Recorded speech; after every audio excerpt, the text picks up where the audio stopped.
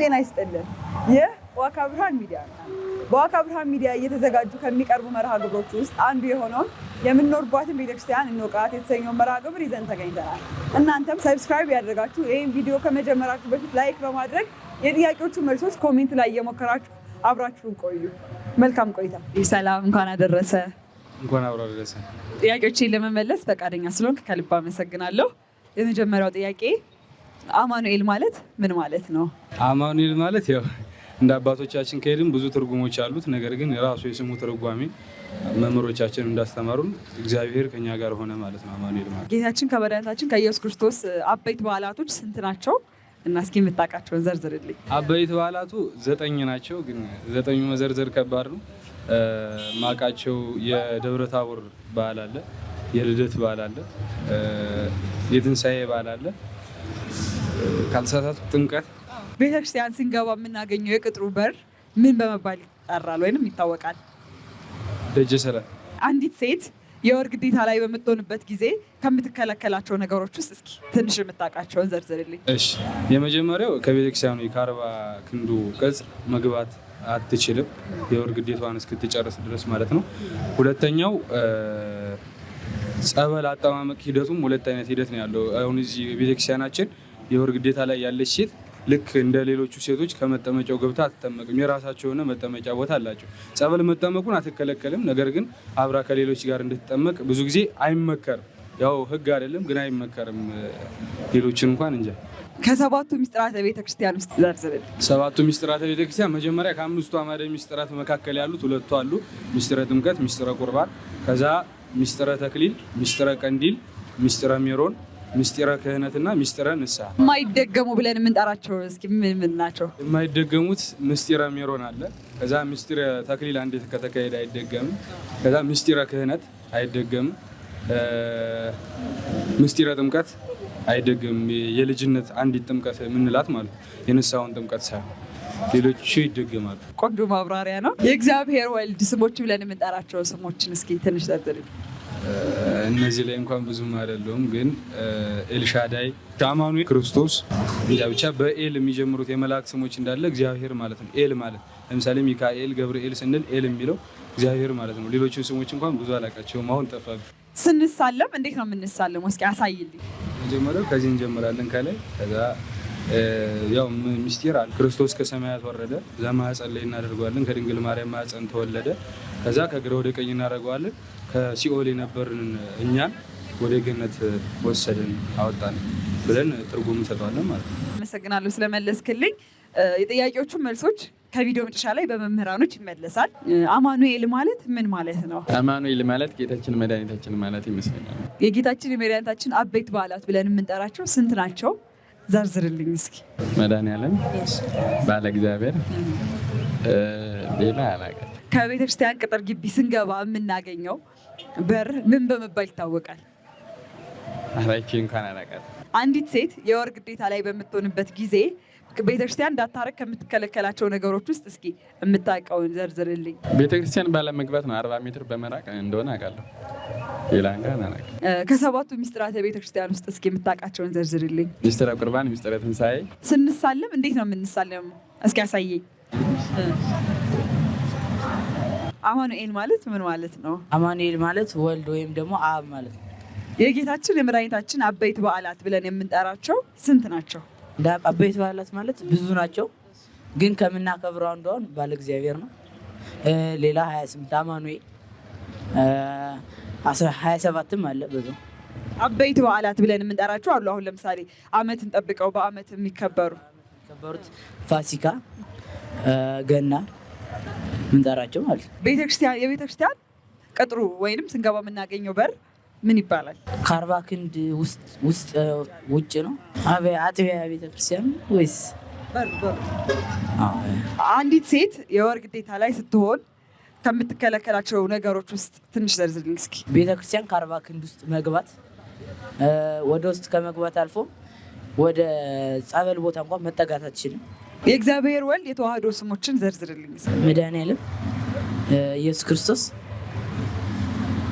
አማኑኤል። ስንሳለም እንዴት ነው መሆን ያለበት? እስኪ ያሳየኝ። ከቀኝ በስመ አብ ወልድ ወመንፈስ ቅዱስ አሐዱ አምላክ። አማኑኤል ማለት ምን ማለት ነው? አማኑኤል ማለት እንግዲህ እግዚአብሔር ከኛ ጋር ማለት እንደሆነ አውቃለሁ። የጌታችን የመድኃኒታችን አበይት በዓላት ብለን የምንጠራቸው ስንት ናቸው? 2 ዘርዝርልኝ እስኪ። ጥር 29 ላይ እና መጋቢት 29 ላይ። አንዲት ሴት የወር ግዴታ ላይ ስትሆን ቤተክርስቲያን ላይ ከምትከለከላቸው ነገሮች ውስጥ ጥቂቱን ዘርዝርልኝ። ወደ አውደ ምሕረቱ አካባቢ መገኘት ወይም ወደ ውስጥ መግባት፣ ጸበል መጠመቅ፣ ሌላ አላውቅም። 2 ብቻ እንደሆነ ግን አውቃለሁ። ከ7ቱ ሚስጥራተ ቤተክርስቲያን ውስጥ እስኪ ዘርዝርልኝ የምታውቃቸውን። ሚስጥረ ቁርባን፣ ሚስጥረ ስላሴ አላስታውስም፣ ጠፍተኛል። የእግዚአብሔር ወልድ የተዋህዶ ስሞች ምንላቸውን እስኪ ዘርዝርልኝ። ረስቼዋለሁ። አማኑኤል ማለት ምን ማለት ነው? አማኑኤል ማለት የተወለደበት ማለት ነው። የጌታችን የመድኃኒታችን አበይት በዓላት ብለን የምንጠራቸው በዓላቶች ስንት ናቸው? አበይት በዓላት እንግዲህ በዓለ እግዚአብሔር፣ መድኃኔዓለም የስቅለቱ፣ ልደት። አንዲት ሴት የወር ግዴታ ላይ ስትሆን ቤተክርስቲያን የሚከለክሏት ነገሮች ምን ምንድን ናቸው? ወር አበባ ጊዜ ነው። ለ7 ቀን ልትከለከል፣ በ8ኛው ታጥባ መግባት አለባት። ምን ትከለከላለች? ቤተክርስቲያን የሚከለክል ከ7 ቀን እንዳትገባ ነው። ሙሉ ከበሩ መግባታችንም ከዚህ ከበሩ 40 ክንድ ትራቅ ይላል። እንግዲህ 7ቱ ሚስጥራተ ቤተክርስቲያን ውስጥ እስኪ ዘርዝርልኝ። የእግዚአብሔር ወልድ የተዋህዶ ስሞች ብለን የምንጠራቸውን ማለት እንግዲህ ወልድ ነው። ባለ እግዚአብሔር ማለት ወልድ ነው ነው። አማኑኤል የተዋህደ። ስንሳለም እንዴት ነው መሳለም ያለብን? እስኪ አሳየኝ። አማኑኤል ማለት ምን ማለት ነው? አማኑኤል ማለት እግዚአብሔር ከኛ ጋር ነው ማለት። የጌታችን የመድኃኒታችን የኢየሱስ ክርስቶስ አበይት በዓላት ብለን የምንጠራቸው በዓላት የሚከበሩ ማለት ነው። የዓመት ነው ወይስ በዓመት ጊዜ የምናከብራቸው? ባለ እግዚአብሔር፣ መድኃኔዓለም። የቤተክርስቲያን ቅጥሩ በሩ መግቢያው ላይ ያለው ቅጥሩ ምን ይባላል? ምን በማለት እንጠራዋለን? እንጃ አላውቅም። አንዲት ሴት የወር ግዴታ ላይ ስትሆን ቤተክርስቲያን እንዳታረግ ከምትከለክላቸው ነገሮች ውስጥ እስኪ የምታውቂያቸውን ዘርዝሪልኝ። ውስጥ አለመግባት፣ ጸበል አለመጠጣት፣ እነዚህን ነው የማውቀው። ከ7ቱ ሚስጥራተ ቤተክርስቲያን ውስጥ እስኪ የምታውቂያቸውን ዘርዝሪልኝ። ሚስጥረ ጥምቀት፣ ሚስጥረ ቁርባን። ስንሳለም እንዴት ነው የምንሳለም? እስኪ አሳይኝ። በስመ አብ ወወልድ ወመንፈስ ቅዱስ አሐዱ አምላክ አሜን። አማኑኤል ማለት ምን ማለት ነው?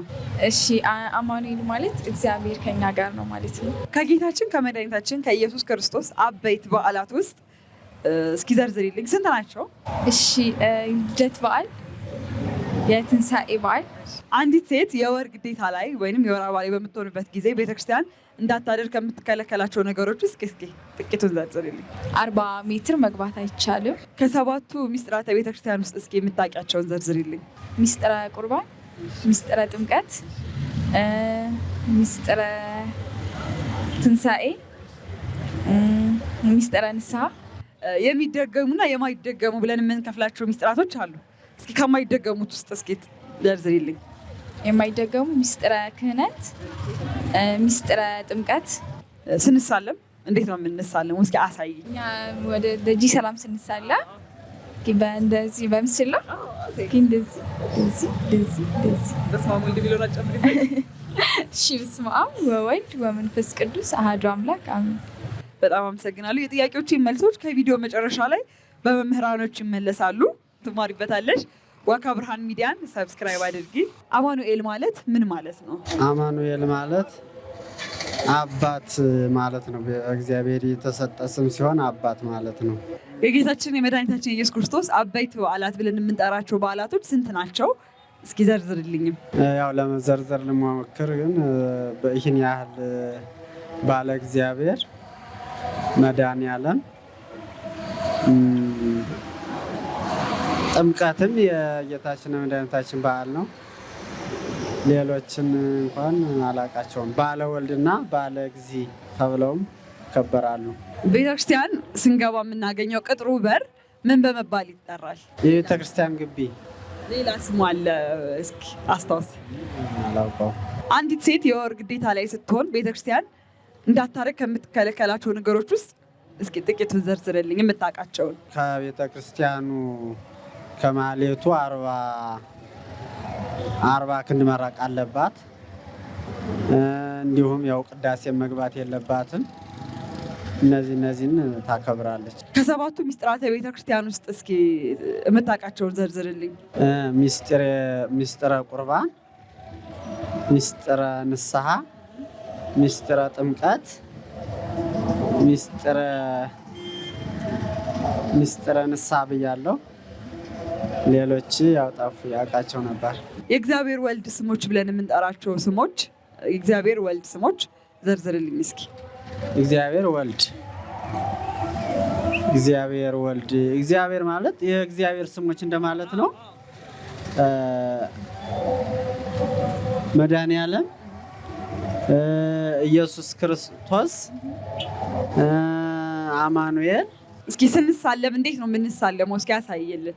በስመ አብ ወወልድ ወመንፈስ ቅዱስ አሐዱ አምላክ አሜን። አማኑኤል ማለት ምን ማለት ነው? እግዚአብሔር ከኛ ጋር ሆነ ማለት ነው። ከጌታችን ከመድኃኒታችን ከኢየሱስ ክርስቶስ አበይት በዓላት ብለን ከምንጠራቸው በዓላቶች ስንት ናቸው? እስኪ ዘርዝርልኝ የምታውቃቸው። ፋሲካ፣ ገና፣ መስቀል። አንዲት ሴት የወር ግዴታ ላይ በምትሆንበት ጊዜ ቤተክርስቲያን እንዳታደርግ ከምትከለከላቸው ነገሮች ውስጥ እስኪ የምታውቃቸውን ዘርዝርልኝ። ከ40 ሜትር ራቅ ብላ መስገድ እንዳለባትና ራሷን ጠብቃ ቤተክርስቲያን መሄድ እንዳለባት። ከሰባቱ ሚስጥራተ ቤተክርስቲያን ውስጥ እስኪ የምታውቃቸውን ሚስጥራት ዘርዝርልኝ። ሚስጥረ ቁርባን። እግዚአብሔር ወልድ ስሞች ብለን የምንጠራቸው ስሞች አሉ። እግዚአብሔር ወልድ ብቻ የሚጠራባቸው፣ አብ የማይጠራበት፣ መንፈስ ቅዱስ የማይጠራበት ስሞች፣ የእግዚአብሔር ስሞች ማለት ነው። የእግዚአብሔር ስም ኢየሱስ፣ መድኃኔዓለም፣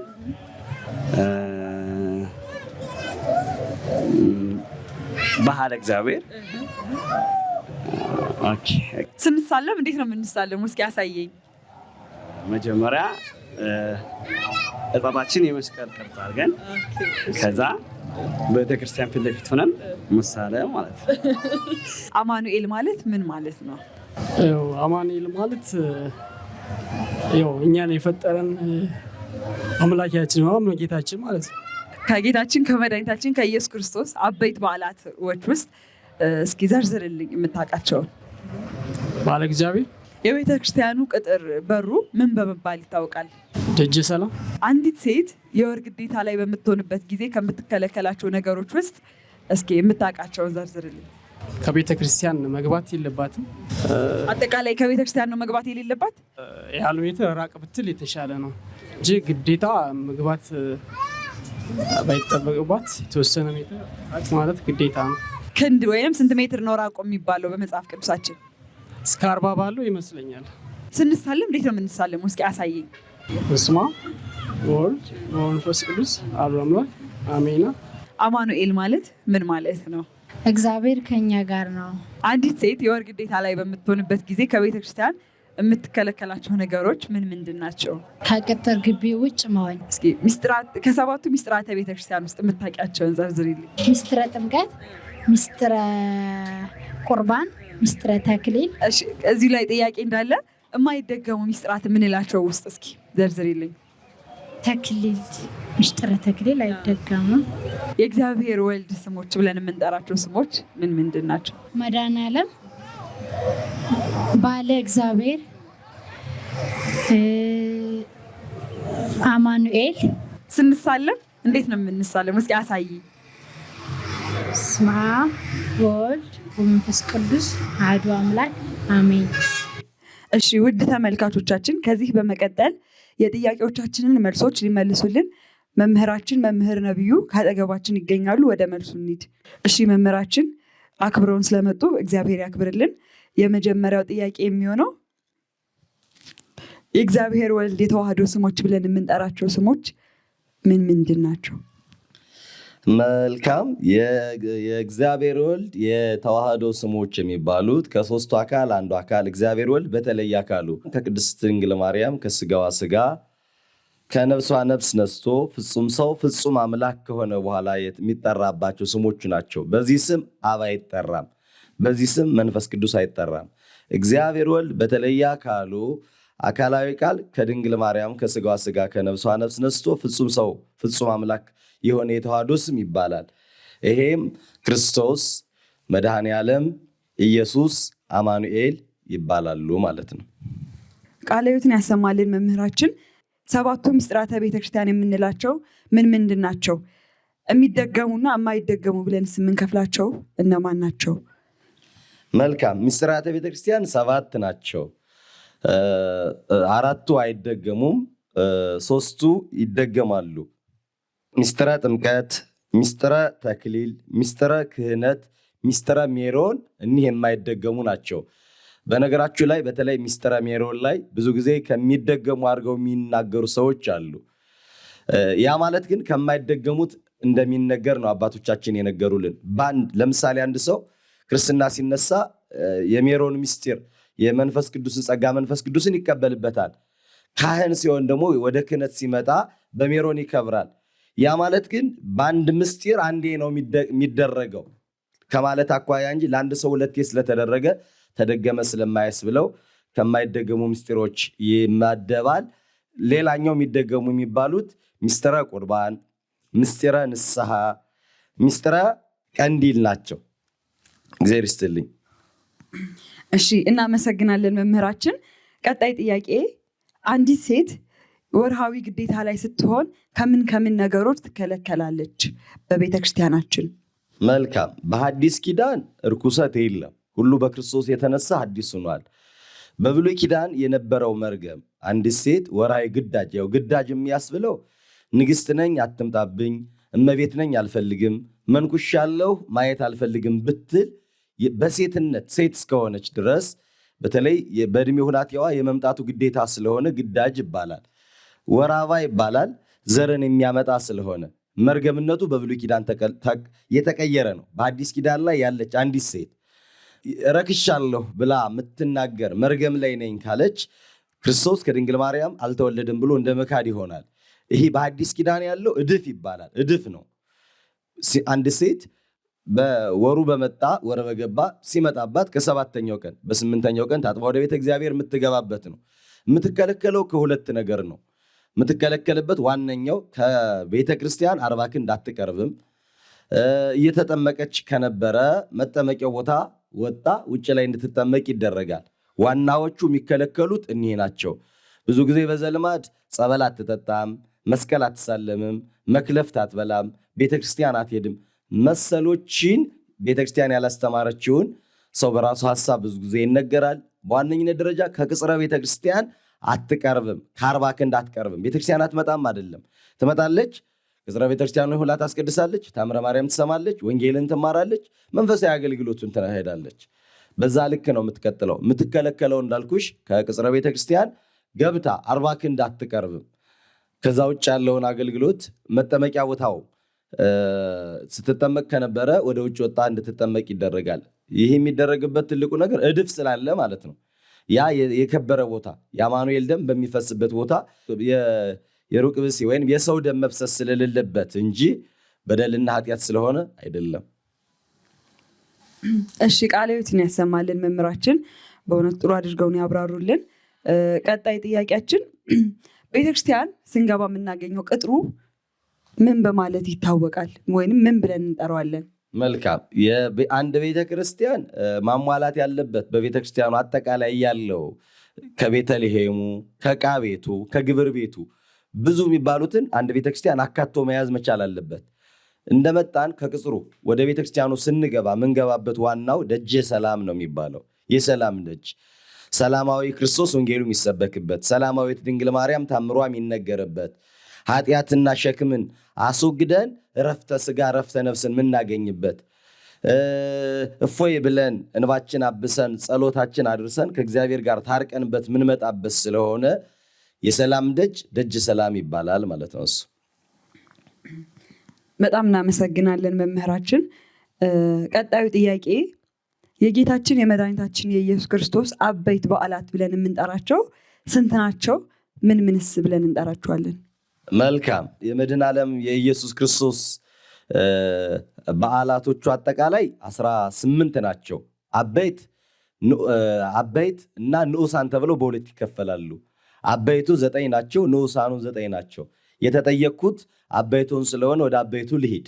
ታላላቅ የሚባሉቱ የመጀመሪያው ጽንሰቱ ነው፣ መጋቢት 29። ቀጥሎ ልደቱ አለ።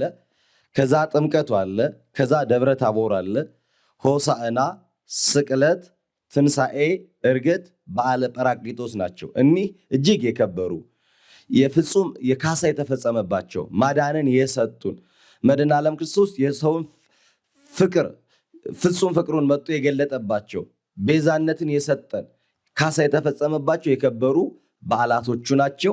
እናከብራለን፣ እንዘክራለን። የከበሩ በዓላቶቹ እኒህ 9 ናቸው ማለት ነው። ትልልቅ በዓላቶቹ ክርስቲያን የሆነ ሁሉ ሊያውቃቸው ሊያከብራቸው ይገባል።